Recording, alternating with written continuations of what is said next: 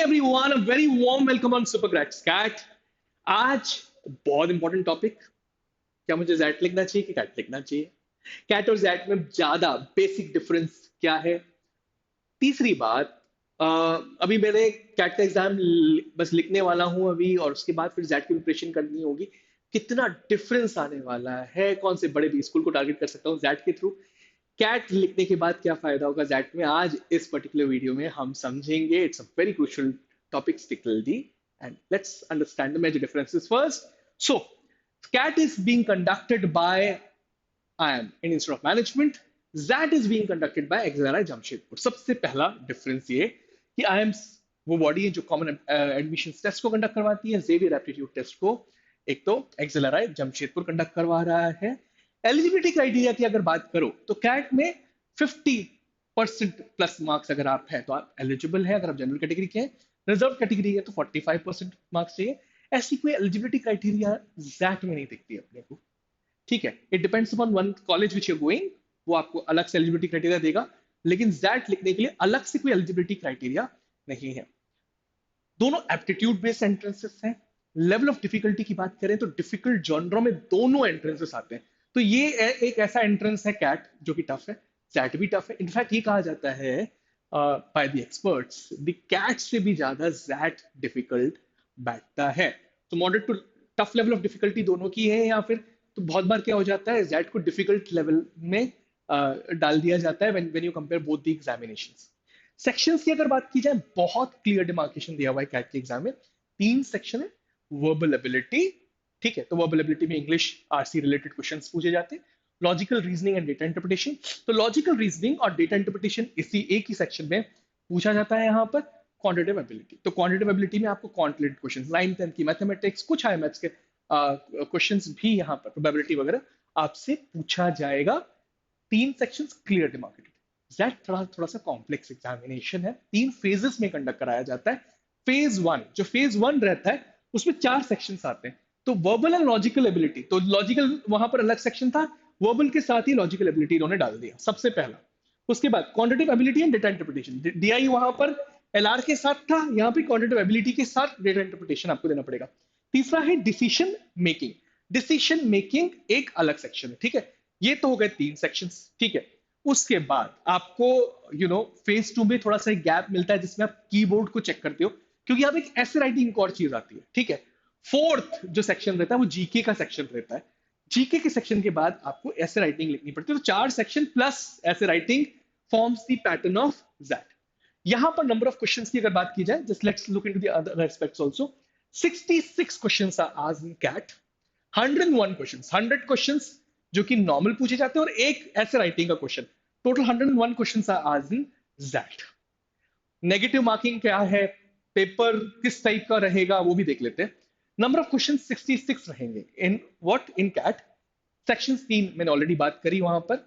अब यहां पर डिमार्केशन कैसे किया हुआ है, वर्बल एबिलिटी के 24 क्वेश्चंस, एलआरडीआई के 20 क्वेश्चंस, क्यूए के 22 क्वेश्चंस, ठीक है।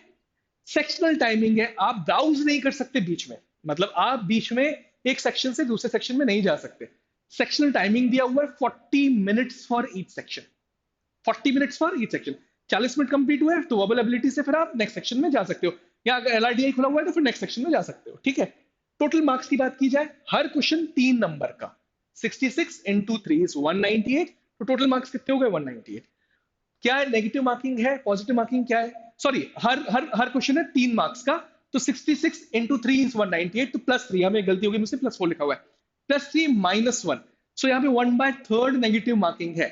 -1 सिर्फ एमसीक्यू वाले क्वेश्चंस में, टीटा क्वेश्चंस में, जिसमें आपको टाइप इन करना पड़ता है आंसर, उन पर्टिकुलर क्वेश्चंस में आपको कोई भी नेगेटिव मार्किंग नहीं रहेगी। उनको नॉन एमसीक्यू क्वेश्चंस भी कहा जाता है। यहां तक आई होप चीजें क्लियर है। अब जैट पूरी तरीके से इससे अलग कैसे हो जाता है? एक तो आपको 3 फेजेस में कंडक्ट कराया जाता है, मैंने कहा पहले जैसे, तो वर्बल एंड लॉजिकल एबिलिटी अलग हो गया, डिसीजन मेकिंग और आपका जो डीएडीआई सेक्शन था, ये तीनों के तीनों एक पर्टिकुलर फेज में कंडक्ट कराए जाते हैं। फेज 1, फेज 2 में आपको सिर्फ कीबोर्ड की चेकिंग करनी पड़ती है, 5 मिनट का वो फेज होता है, 210 मिनट का टाइम टोटल मिलता है, ठीक है। और बाकी 25 मिनट आपको दिए जाते हैं ऑन जीके, ठीक है। तो जीके का बाकी का फाइनल सॉरी 30 मिनट्स आपको दिए जाते हैं जीके एंड एसे राइटिंग में, 30 मिनट्स का टाइम दिया जाता है जीके में। अब जो फेज 3 है जीके एंड एसे राइटिंग, वहां पे कोई नेगेटिव मार्किंग नहीं है। सबसे पहले बता दूं, जीके में कोई भी नेगेटिव मार्किंग नहीं है, लेकिन नेगेटिव मार्किंग किसमें है? फेज 1 वाले सारे के सारे सेक्शंस में। अब उनमें क्या नेगेटिव मार्किंग है? Clear, +1 -0.25, 1/4 negative marking. लेकिन जेड इतना आसान भी नहीं है, यहां पर एक और नेगेटिव मार्किंग लगती है -0.10 मार्क्स की, अगर आपने कॉन्सिक्यूटिव 8 क्वेश्चंस को अनअटेम्प्टेड छोड़ दिया तो। ये प्रॉब्लम है बहुत बड़ी। अगर एक के बाद 8 क्वेश्चंस आपने अनअटेम्प्टेड छोड़ दिए तो -0.1 और कर देगा जेड। अनअटेम्प्टेड क्वेश्चंस को भी आपको ध्यान रखना पड़ेगा, तो बैलेंस करके चलना पड़ेगा कि आपकी बहुत ज्यादा नेगेटिव मार्किंग नहीं हो जाए। Is this okay? यहां तक समझ में आ गया? ठीक है। These are the major differences between CAT and XAT. Level of difficulty की मैंने जैसे बात करी, ये थोड़ा ज्यादा डिफिकल्ट हो जाएगा आपके लिए जेड, कैट उससे कम। नंबर ऑफ एस्पिरेंट्स, एक मेजर डिफरेंस और भी देख लेते हैं अपन। CAT is actually being written by 3.36, इस बार रजिस्ट्रेशन हुआ 3.3 लाख किड्स ने रजिस्टर किया कैट के लिए। जैट का रजिस्ट्रेशन हर साल लगभग 95,000 से 1 लाख के आसपास के नंबर जाता है, तो इस बार भी 1 लाख के आसपास, तो 1/3 नंबर ऑफ स्टूडेंट्स यहाँ पे लिखते हैं। Top CAT accepting B schools कौन कौन से हैं? आईएम्स तो सारे के सारे हैं, एसपीजेएमआई बहुत बड़े बड़े कॉलेजेस, एफएमएस, एमडीआई, आईएमटी, और 1200 स्कूल्स जो इंडिया के टॉप नॉच हैं वो कैट का स्कोर कार्ड एक्सेप्ट करते हैं।